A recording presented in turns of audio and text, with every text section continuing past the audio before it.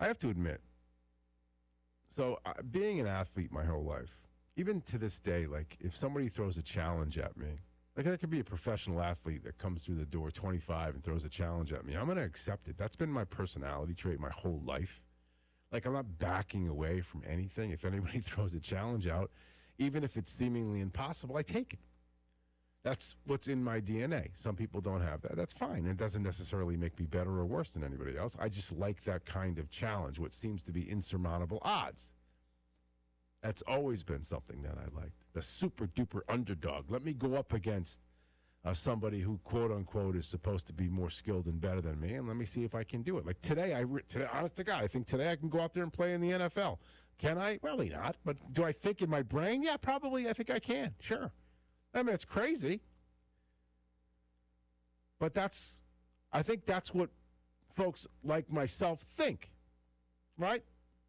And that's probably why, personally, I'm unsatisfied, because I feel like in my life, I've had so much else that I could have given, and I have fallen short. Okay, I'm not asking for anyone, this is not a woe is me moment. I'm just saying, I'm talking it out. Like there's something inside, this almost quiet desperation that is screaming out for more.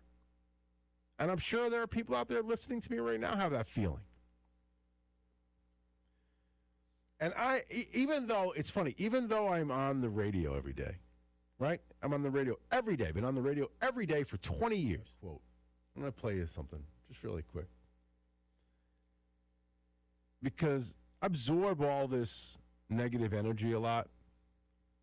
There's a lot of negative energy that comes at me and through me, whether it's emails, whether it's Instagram, whether it's Facebook, just negative people.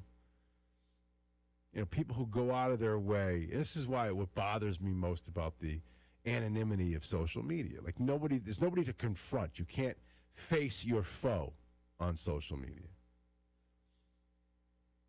And those of us who live this way, despite the fact that I have this microphone, despite the fact I can scream and yell, which has probably kept me sane all these years, the ability to get behind this microphone with all of you wonderful people out there and try to figure out a way to make it all better.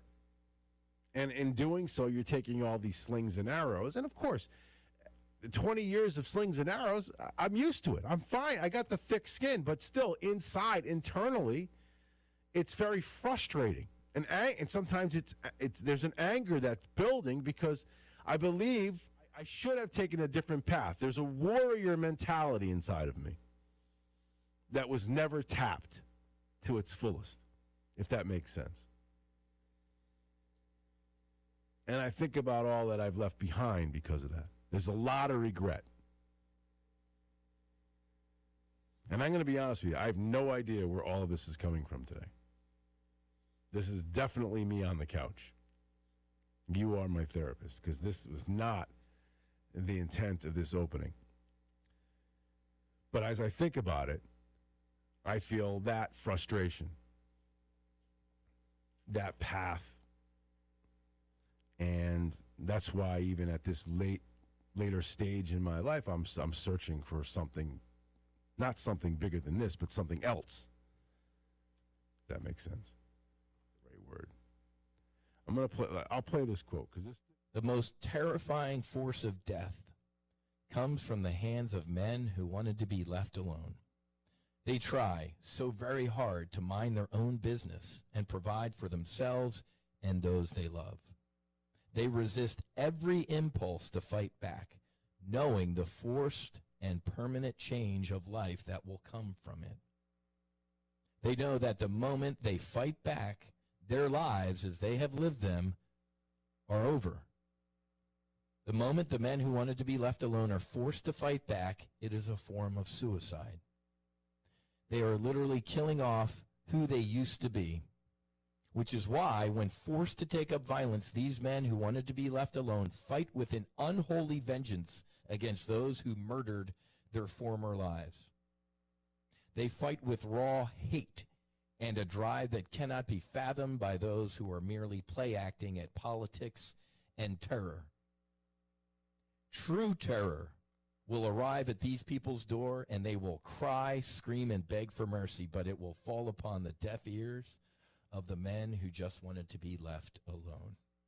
Because I really feel like that touches when there is nothing else to do but violence. Talk is over. Politicking is over. You're lied to every day. You're manipulated every single day. The division is unrepairable. And I believe that there are people out there, and I would actually consider myself one of them, that once that line is crossed, we know that there is no going back. That's why I'm very careful. And you've heard me on these airwaves for 12 years. I'm very careful not to say, now's the time. Now's the time that we act. Because I know that once that line is crossed, your lives are never going to be the same. My life would never be the same. But I know there are folks out there who are living that life of furious and vicious isolation. And when I say, or when this guy says, I want to be left alone, not in the figuratively sense, what I want to be left alone and live it in the woods, meaning that to me it meant I want to be able to live a life of a free man in a free country, where you're able to go out and chase your dreams. And, you know, in my case, my nephews and their kids will be able to go out and chase their dreams and all that's associated with all of that, instead of being the watchdogs on guard when it all falls apart. That is something that I don't think I could live with.